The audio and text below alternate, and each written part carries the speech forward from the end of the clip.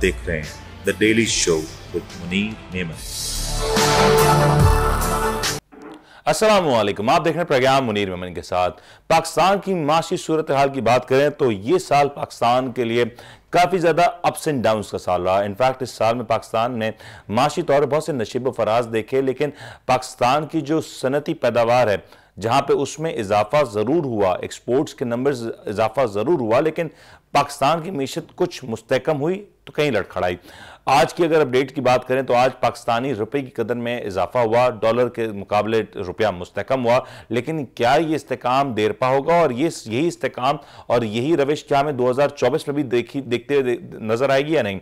पाकिस्तान में इलेक्शंस होने हैं, नई हुकूमत आनी है, ये सारा कुछ होना है अगले साल में और अगले साल के इब्तिदा में ही। इसके बाद पाकिस्तान में जो अगली हुकूमत होगी क्या वो ये सारे मामलात को हैंडल करने में कामयाब होगी और अगली हुकूमत के पास क्या वो मैंडेट भी होगा कि वो सब कुछ कर सके और मौजूदा जो चैलेंज है उनके ऊपर इंडस्ट्री के लिए क्या कुछ किया जा सकता है? इसी हवाले से गुफ्तगू करने हमारे साथ ज्वाइन करें सीनियर तज्जियाकार और माशी एक्सपर्ट जनाब अतीक उर रहमान साहब। अतीक साहब अस्सलाम वालेकुम।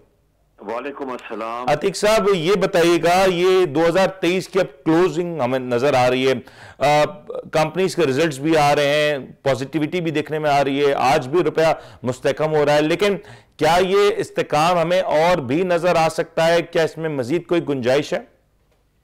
जी बहुत बहुत शुक्रिया। आपकी पहली बात तो बहुत सही थी कि आपने जिसमें प्रीएम्बल में अभी कहा कि पाकिस्तान की इकोनॉमी में काफी फ्लक्चुएशन रहा है, अप एंड डाउन देखने में आए और ये बात बिल्कुल सही है। अब जहां तक रह गई बात 2024 की, तो इसमें अगर इस्तेकाम लाना है तो पाकिस्तान को सबसे ज्यादा जिस भी चीज पे जोर देना होगा वो ये है कि उसका सर्कुलर डेट जो इलेक्ट्रिक का है और जो दूसरा सर्कुलर डेट है गैस का, उसको किसी तरह से वाइप ऑफ करना पड़ेगा, इसको खत्म करना पड़ेगा। ये एगोनाइजिंग सिचुएशन है बहुत। गैस टैरिफ और इलेक्ट्रिक टैरिफ जो है वो मुस्तकिल इलेक्ट्रिक के और गैस के प्राइसेस को बढ़ा रहा है, जिसकी वजह से जहां हाउस होल्ड इंजर हो रहा है वहां पे इंडस्ट्रीज भी बिल्कुल क्रश हो रही है। सबसे ज्यादा स्मॉल स्केल इंडस्ट्री जो कि हमारी बैकबोन है हमारी ट्रेड की, हमारी एक्सपोर्ट की, हमारी इंपोर्ट की, वो बहुत ज्यादा इसमें प्रॉब्लम में आ रही है। हमें अपने इस्तेकाम देना होगा अपनी एग्रीकल्चर को, और सबसे ज्यादा जो हमको करना पड़ेगा वो ये है कि हम कब तक रॉ मटेरियल इंपोर्ट करते रहेंगे। हमें अपने लोकल रॉ मटेरियल पे ध्यान देना होगा और उसमें हमको अपनी इंपोर्ट सब्स्टिट्यूशन इंडस्ट्री को डेवलप करना पड़ेगा, उसको मराद देनी पड़ेगी, उसको रिलीज देनी पड़ेगी ताकि हम अपना लोकल रॉ मटेरियल बना सकें और हम रॉ मटेरियल इंपोर्ट जो 98% लगभग हम लोग करते हैं उससे हम बच सकें। अच्छा अतीक साहब, आपने एक बात बिल्कुल सही आइडेंटिफाई की कि पाकिस्तान को जो अपना सर्कुलर डेट है, जो गर्दिशी कर्जा कहलाता है, उसको किसी तौर पे कंट्रोल करना होगा। लेकिन क्या यह मुमकिन है कि जब तक आईपीपीज के साथ जो मुआहदे हुए हुए हैं उनको जब तक रिव्यू ना किया जाए या उनके ऊपर कोई तब्दीली ना हो, तो क्या आपको लगता है कि ये इसके रिव्यू के बगैर ये कुछ कंट्रोल करना मुमकिन होगा? Having given the details of the situation, हम देखते हैं कि इनके साथ कई बार बात हुई है। अब इनको भी रियलाइज करना होगा, सोचना पड़ेगा कि अगर मुल्क को इस चैलेंजिंग सिचुएशन से निकालना है तो हमें अपने इलेक्ट्रिसिटी के प्राइसेस को डाउन करना ही होगा और इनको कॉम्प्रोमाइज करना पड़ेगा। हमारे साथ बात करनी पड़ेगी और कोई ना कोई एक ऐसा मेजर करना पड़ेगा जिससे सफिशिएंट रिसोर्सेज डेवलप हो जाए कि मार्जिनल प्रॉफिट के साथ वो काम करें और हमारे इंडस्ट्रीज भी चल रहे, वरना तो इंडस्ट्रीज की सिचुएशन बहुत डिफिकल्ट है। और आप देखें कि मैंने तो सिर्फ अभी इंपोर्ट सब्स्टिट्यूशन इंडस्ट्री की बात की है, सबसे ज्यादा जो प्रॉब्लम आ रहा है वो हमारी एक्सपोर्ट ओरिएंटेड इंडस्ट्रीज को आ रहा है और वो उसकी प्रॉब्लम की मेन रीजन ही हमारी एनर्जी के टैरिफ है, जिसमें दोबारा जिक्र कर देता हूं कि इलेक्ट्रिसिटी और गैस के टैरिफ बहुत ज्यादा जो है ना मसाइल पैदा कर रहे हैं। एग्जैक्टली अतीक साहब, ये आपने सही कहा। इनफैक्ट एक चीज ये भी है कि जो इंडस्ट्रियलिस्ट हैं वो अपनी इंडस्ट्रीज को किसी तौर पे मेंटेन कर रहे हैं, सर्वाइवल की जंग लड़ रहे हैं, क्योंकि जो बिजली के नरखें उतने बढ़ चुके हैं कि शायद उनके लिए एक्सपोर्ट ऑर्डर्स को उस कीमत के ऊपर पूरा करना या लोकल ऑर्डर्स को भी उस कीमत के ऊपर पूरा करना मुमकिन ना रहा।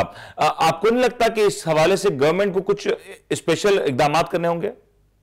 जी बिल्कुल, गवर्नमेंट को 2024 में इसको प्रायोरिटाइज करना पड़ेगा, प्रायोरिटी में देखना पड़ेगा और देखना पड़ेगा कि किस तरह इस मसले को हल किया जा सकता है ताकि एक आम आदमी को भी रिलीफ मिले और इंडस्ट्रियलिस्ट को भी रिलीफ मिले और हमारी मैन्युफैक्चरिंग जो है वो आसान हो जाए। मैन्युफैक्चरिंग आसान होगी ना तो कॉस्ट ऑफ प्रोडक्शन आसान हो जाएगी, और जब कॉस्ट ऑफ प्रोडक्शन आसान होगी तो हम देखेंगे कंज्यूमर गुड्स जो मार्केट में आएंगे वो भी थोड़े सस्ते हो जाएंगे। जो इन्फ्लेशन का इतना बड़ा है वो हमारे आया हुआ है, जिसको हम कहते हैं कि कोई 45% पे हमारा इन्फ्लेशन है, उसको भी थोड़ा रिलीफ मिल जाएगा। वरना देखिए इन्फ्लेशन दोबारा पुश होगा और उससे सबसे ज्यादा जो इंजरी आएगी वो परचेजिंग पैरिटीज पे और बाइंग पावर्स पे आएगी, और वो फिर बिल्कुल खत्म होता चला गया 2023 में। बिल्कुल आप देखें तो लोअर साइड पर है और उसको डेवलप करना पड़ेगा ताकि लोगों के बाइंग पावर्स डेवलप हो। अतीक साहब, एक चीज और आपकी नजर से गुजरा होगा, टाइम्स ऑफ इंडिया के एक न्यूज आर्टिकल में वर्ल्ड बैंक की रिपोर्ट को कोट करते हुए कहा गया कि पाकिस्तान का जो मौजूदा इकोनॉमी सिस्टम है वो फेलियर की तरफ जा रहा है, क्योंकि वो सिस्टम एलीट को एक वेल सेटल्ड तबके को तो सपोर्ट करता है, बेनिफिट करता है, लेकिन उम्मी तौर पे पूरी कौम उस तमाम सिस्टम से काफी ज्यादा मुश्किलात में नजर आती है।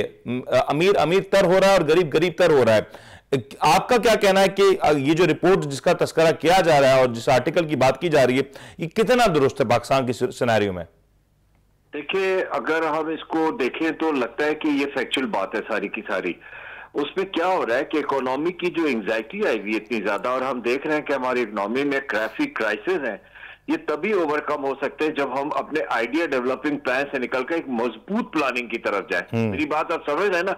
हम अब तक आइडिया डेवलपमेंट में काम करते रहे, जो कि कभी कभी डिवास्टेटिंग भी हो रहे हैं और कभी कभी इसमें हमें फ्रूटफुल रिजल्ट्स भी नजर आ रहे हैं। अब हमें एक पूरे मजबूत प्लानिंग पे काम करना पड़ेगा, और वो मजबूत प्लानिंग पे स्ट्रिक्टली अमल करना पड़ेगा। एक्सपर्ट्स उस पर अमल कराएंगे और आप देखेंगे कि फिर आउटस्टैंडिंग इफेक्ट्स आएंगे उसके। और हमेशा सारे डेवलपिंग कंट्रीज की प्रोग्रेस इसी तरह सामने आई है कि उन्होंने एक मजबूत इकोनॉमिक प्लान चॉक आउट किया है और उस पर स्ट्रिक्टली काम किया है। जब उसने स्ट्रिक्टली काम किया है तो हम देखते हैं कि इकोनॉमी कहीं ना कहीं से ग्रिप पकड़कर मजबूती की तरफ जाती है, वरना कंटिन्यू रहता है फिर वो इकोनॉमिक क्राइसिस। लेकिन अतीक साहब, ये जो इकोनॉमिक क्राइसिस की आप बात कर रहे हैं, कल की बात है, ज्यादा पुरानी बात नहीं है। हमने इतने मेजर्स लिए, इनफैक्ट कहीं ना कहीं ये लगने लगा था, आपसे लास्ट प्रोग्राम में भी हमारी बात हुई थी मॉनेटरी पॉलिसी के हवाले से। कल भी जहां पे एक सिनेरियो ये बिल्ट हो रहा था कि पाकिस्तान की इकोनॉमी मुस्तहकम हो रही, स्टॉक एक्सचेंज नेगेटिव जोन से फिर से पॉजिटिव हो रही है, कल ये खबर आ गई कि पाकिस्तान में इन्फ्लेशन का जो नंबर है वो इंक्रीज हो रहा है। लोग अभी सवाल कर रहे हैं कि आपने सब कुछ करके देख लिया, आपने मॉनेटरी पॉलिसी को इतना हाई कर दिया, सब कुछ आपने मेजर्स कर लिए, बट ये जो महंगाई की सूरत हाल है वो काबू नहीं हो रही, और एक आम आदमी के लिए महंगाई को कंट्रोल करना बहुत जरूरी है। एब्सोल्युटली करेक्ट, आप बिल्कुल सही कह रहे हैं। देखिए, मैं आपको थोड़ा सा इसको बहुत आसान लफ्जों में बताने की कोशिश कर रहा हूँ कि हम देख रहे हैं कि इनकम डिस्पैरिटीज जो है ना हमारे यहाँ, वो काफी विजनरी होती चली जा रही हैं और इसके विजुअल इफेक्ट्स बहुत आ रहे हैं। इसकी वजह से क्या हो रहा है कि हमारी जेंडर डिस्पैरिटी भी बढ़ रही है और पॉवर्टी जो है ना वो बढ़ती चली जा रही है। इन्फ्लेशन का प्रेशर इतना ज्यादा है हमारे यहाँ कि हम देख रहे हैं कि मिडिल क्लास को उसने पुश करके लोअर क्लास पे डाल दिया। अब ये सब को किस तरह से हम इंप्रूव कर सकते हैं, इसमें इंप्रूव करने के लिए हमें सबसे ज्यादा, जो मैंने हमेशा बात की है, रिपीट ना हो जाए ये बात, लेकिन मैं एक लाइनर बोल देता हूं कि हमें अपने ह्यूमन कैपिटल पे इन्वेस्टमेंट करने की बहुत जरूरत है। सर, ह्यूमन कैपिटल ड्रेन हो रहा है सर, अतीक साहब, ह्यूमन कैपिटल तो तेजी से ड्रेन हो रहा है। आप जाए पासपोर्ट ऑफिस के बाहर लाइन है, वो बता रही है कि ह्यूमन कैपिटल कहां जा रहा है। होगा इस ब्रेन ड्रेन को रोकने के लिए हमें एक्विजिशन ऑफ स्किल्स पे, वीमेन एम्पावरमेंट पे, फाइनेंशियल इंक्लूजन पे काम करना होगा। ये 3 पॉइंट पे हमें बहुत ज्यादा सर, लेकिन जब तक अपॉर्चुनिटीज नहीं होंगी, जब तक जॉब क्रिएशन नहीं होगी, तो ये जो आप ह्यूमन कैपिटल की बात करें, आप उसको कैसे प्रिजर्व कर सकते हैं? आप तो रोक ही नहीं सकते उसे। आप जहां इस बात की कोशिश करें कि आप अपनी इंडस्ट्री को इंप्रूव कर सके, अपनी इंडस्ट्रीज को सस्टेन कर सके, अपनी इंडस्ट्रीज को प्रिजर्व कर सके, जहां हम यहां बातें करें तो उसके साथ साथ एक पैरेलल आपको चलाना होगा जिसमें आपको इंसान की इंसानियत को, उसके दिमाग को, उसकी चीजों को, उसकी सेहत को, उसकी स्किल्स को, उसकी एजुकेशन को भी इंप्रूव करना होगा साथ साथ। अब इसमें क्या हो रहा है कि अगर हम ह्यूमन कैपिटल पे ध्यान दे देंगे तो जहां पे हम एक तरफ अपने पोटेंशियल्स को इंक्रीज करने की कोशिश कर रहे हैं और इंप्रूव करने की कोशिश कर रहे हैं अपने एग्रीकल्चर में और इंडस्ट्रीज में, जिसकी हम बात कर रहे हैं अभी आप हम और मिलके, तो उसमें इस चीज का पैरेलल चलना बहुत जरूरी है। मैं समझता हूँ इसके बगैर बात बनेगी नहीं। अतीक साहब, आखिरी में मैं चाहूंगा जरा ये जो हम देख रहे हैं ग्लोबली जो चेंजेस आ रही हैं, इनफैक्ट ये जो इसराइल का जो मामला है, पैलेस्टाइन वाला जो मामला है, उसमें अब दीगर प्लेयर्स भी बड़ी तादाद में कंट्रीब्यूट और पार्टिसिपेट करते नजर आ रहे हैं। हमने देखा कि पहले यूएस, फिर यूके और अब यमन और दीगर आम प्लेयर्स भी इस तमाम सिचुएशन के इर्द गिर्द नजर आते हैं, जिसका एक असर तो यह भी हुआ कि रेड सी से होने वाली जो ट्रेड्स हैं वो काफी हद तक मुनक़ता हुई हैं और उसके ऊपर एक लॉजिस्टिक इशू बनता जा रहा है। ये लॉजिस्टिक इशू या ये जो फ्रेट का इशू है, ये कितना संगीन हो सकता है पाकिस्तान की इकोनॉमी के लिए? ये काफी ज्यादा अलार्मिंग सिचुएशन है, क्योंकि जब से जिन्होंने रीरूट शिफ्ट की हैं, तो जहां ग्लोबल ट्रेड हिट हुई है वहां आहिस्ता आहिस्ता पाकिस्तान की ट्रेड पर भी इसका असर आ रहा है। देखिए, हम देख रहे हैं कि इसमें हमारे एक्सपोर्ट्स की डिक्लाइनिंग नजर आएगी और इंपोर्ट पे भी बहुत ज्यादा इसका इफेक्ट पड़ेगा। हो रहा क्या है कि जो लॉन्गर वॉयजेस की वजह से इन्होंने क्या करा है कि अपने सी फ्रेट पे एडिशनल पेमेंट्स डाल दिए, जिसको आप कहते हैं ट्रांजिट डिस्ट्रप्शन सरचार्ज, और दूसरा अब इनका पीक सीजन भी लगने वाला है 1 जनवरी से। ये सारा कुछ मिलके कोई ना कुछ फ्रेट पे 30 से 35% का रेज आएगा, जो कि बर्दाश्त नहीं किया जा सकता। ऑलरेडी हम लोग फेस कर रहे हैं गैस और इलेक्ट्रिसिटी के क्राइसिस, और उसके कंपटीशन पे जाके हम अपने एक्सपोर्ट के टारगेट्स को मीट करने की कोशिश करें। अब देखिए, अगर एक 9 रुपए की इनवॉइस रेज हुई भी है और अब हमारी कॉस्ट उसमें 29 रुपए आ जाए, तो घर से 20 रुपए तो कोई देके एक्सपोर्ट नहीं कर सकेगा।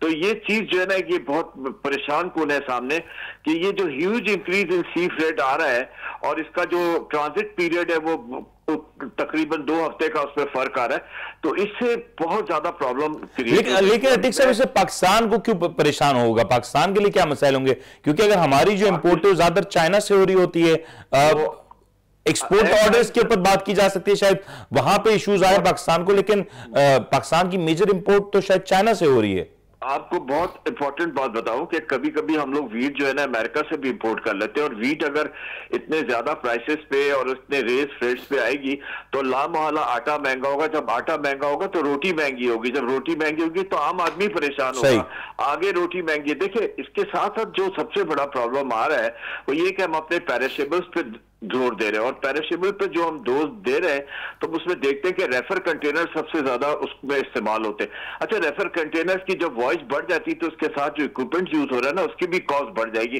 जाहिर है इसका इस्तेमाल बढ़ जाएगा, 20 दिन ज्यादा होगा वो, तो उसकी वजह से रेफर कंटेनर्स की भी प्राइसेस बहुत ज्यादा बढ़ जाएंगे और हमारे पेरिशेबल की एक्सपोर्ट पर भी बहुत बड़ा असर आएगा।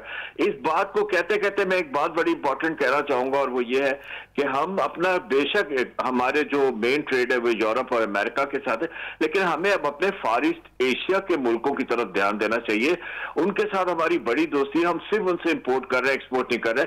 हमें नए एवेन्यूज, नई मार्केट तलाश करनी चाहिए, और नई मार्केट्स हमारी सिर्फ सेंट्रल एशियन कंट्रीज नहीं है, हमारे फार ईस्ट एशियन कंट्रीज भी हमारे अब कंपोजिशन में आने चाहिए। And I am sure if we start our business with them in the trade, they are going to come forward and help us out, because they are so friendly to us.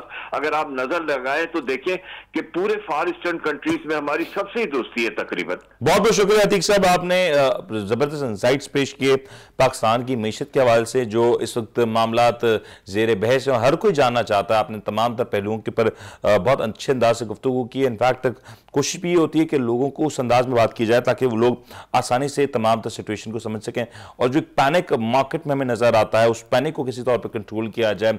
As of now Pakistan की मीशत में इस्तेकाम है, मुस्तहकम होती दिखाई दे रही है, लेकिन is it too much और इज इट टू लेस, ये एक सवाल है, और इज इट टू लेट, ये भी एक सवाल है, क्योंकि पाकिस्तान की मीशत को लेके इस वक्त बहुत से चैलेंजेस हैं। और एज ऑफ नाउ जब हम बात कर रहे हैं तो पाकिस्तान में जो इंडस्ट्रीज हैं उनकी सिचुएशन उतनी अच्छी नहीं है। इनफैक्ट बहुत से लोग, मैं पर्सनली ऐसे बहुत से लोगों को जानता हूं जिस वक्त अपनी इंडस्ट्रीज जरूर रन कर रहे हैं, लेकिन जब वो इंडस्ट्रीज को रन कर रहे होते हैं तो वो अब अपनी प्रॉफिटेबिलिटी के ऊपर नहीं ज़्यादा ध्यान होता, बल्कि उसकी मेंटेनेबिलिटी के ऊपर ज़्यादा बात की जाती है। क्योंकि अगर एक इंडस्ट्री बंद होती है तो उस इंडस्ट्री से वाबस्ता 200, 250, 300 इनफैक्ट कई ज़्यादा लेबर भी मुतासर होती है, और उनके लिए बड़े चैलेंजेस बढ़ जाते हैं अगर एक इंडस्ट्री बंद होती है। प्रोग्राम में एक ब्रेक शामिल करते हैं, ब्रेक के बाद जब लौटेंगे तो कुछ सियासी सूरत हाल के ऊपर बात करेंगे। ब्रेक लेते हैं, ब्रेक के बाद हाजिर होते हैं।